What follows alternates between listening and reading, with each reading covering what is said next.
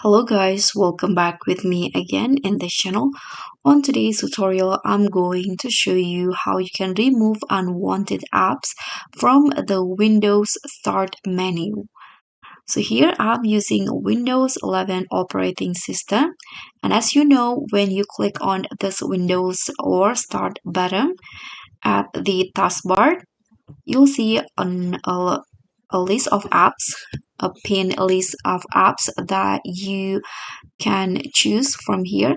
And if you want to remove certain apps from this because maybe you want to change it into the apps that you are usually use, for example, here I'm going to remove this Xbox because I rarely use it. You can just right click on the app.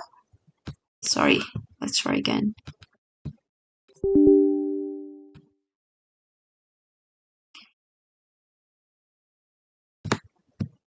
Okay, right click until this show up, and there will be this option unpin from start. So you can just tap on that and it will be deleted from the pin Windows Start menu. So you can just repeat the same steps if you want to remove another apps from here. Okay guys, so that's pretty much all. I hope this simple Windows tutorial will be helpful. So don't forget to like, comment and subscribe, and also click on the thanks. I'll see you all on the next videos. Bye.